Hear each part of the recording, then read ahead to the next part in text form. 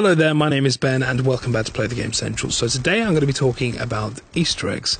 I'm going to be talking about eggs that I like. I'm going to be talking about Easter eggs that I don't like. I'm going to be talking about which quests I like, which I don't, and why, and what I'd like to see in the future from Easter eggs. Now, I go back obviously all the way before zombies was even around, and I liked the original Easter eggs. Now, you could state that technically Shinonuma was the first map to have a significant amount of Easter eggs in it, but to me it was Derice. I mean, Derice started the Easter eggs for me. It was something kind of just so interesting. There just seemed to be this kind of, you played Derice and you had no idea that there was this kind of underpinning layer of secrets that existed. And to be honest, the Easter eggs in Derice didn't even make sense. They weren't particularly well thought out. They were kind of just shoved in, I believe. But I liked it regardless. There were Easter eggs in Shinonuma, like Harp and the Richtofen book and all this stuff, and the Laugh and the Quran guy. But all of that stuff is fairly inane, really. I mean, you start to pick up more significantly on Easter eggs in Kino and Derice. Obviously, Kino was always meant to be in World at War, and I think you can probably tell from Kino's Easter eggs that it was supposed to be in World at War. I know it was reported and put in, kind of prompted into Black Ops, but you can tell the Easter eggs are so similar to the World at War ones. And I did like that. I didn't mind Kino's. I really, we had quite good coverage of those, and I think we got every single one. But that was really interesting. But I like finding little things around the map, and what I find now is that isn't important. Like, there aren't little things around these maps. I mean, Mob of the Dead was interesting because there was that Icarus paper, and it's not what the fuck were they calling it, Bo? Shock Gibson. Shock Gibson. It's not fucking Shock Gibson, you fucking idiot. It's Icarus. Icarus was a comic book created by Arlington, and the editor's someone that you know as well. And it's that whole kind of proxy is so interesting compared to Buried, where that Mob of the Dead had that another peel, another kind of skin of secrets, and we lack that on Buried. And that's a shame. Now I'm going to talk about quests. Obviously, quests started with the fly trap and all that stuff on Derice. And then it kind of got excelled into some. I think the Treyarch assumed that people liked the fly trap. I don't think people did like the fly trap. It was just something that you did. I think people really liked showing their friends, the hidden books and all this stuff and how to activate the music and all that stuff.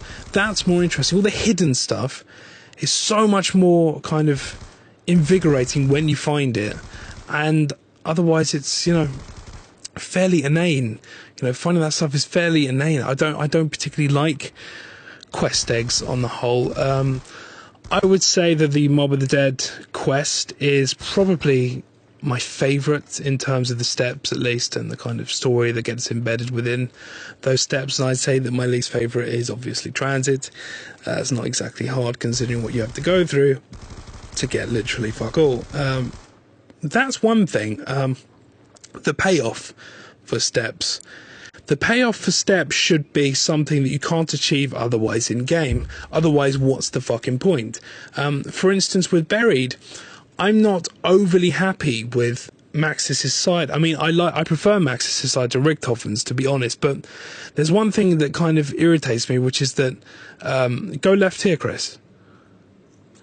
Which is the Maxis' side, sorry, Chris is lost in the maze. And no, he's not. Which is the Maxis' side gives you stuff that you can achieve on round one, in game. And that's not particularly good. I don't think it's not particularly useful. You can achieve all 7 perks on round one, and then if you do obviously the end games are different, but I'm talking about the actual mind games.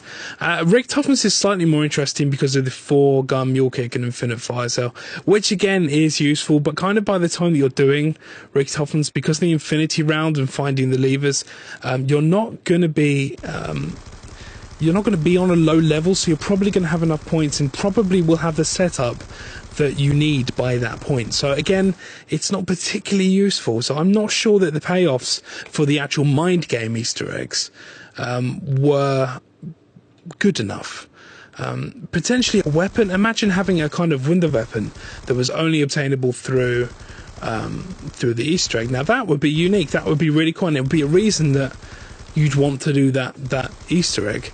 But I just don't see the point in doing any of this otherwise. I don't see the point. I don't really feel like anything has been worthwhile. I loved Moon's storyline.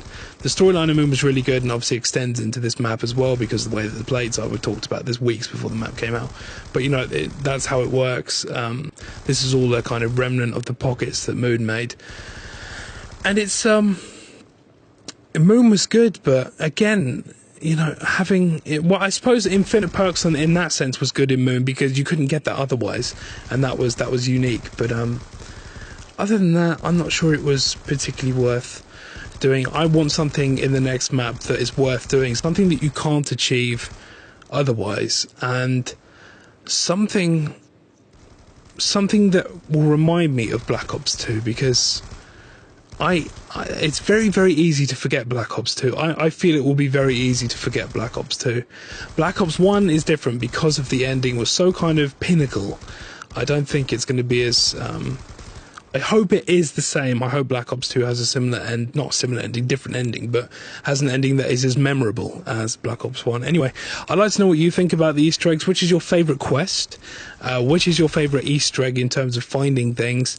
And what would you like to see as part of the last DLC for Call of Duty Black Ops 2? Thank you very much for watching, guys. If you could leave a like, that would be brilliant. If you haven't subscribed, subscribe. And I will see you in the next video. Take care and goodbye.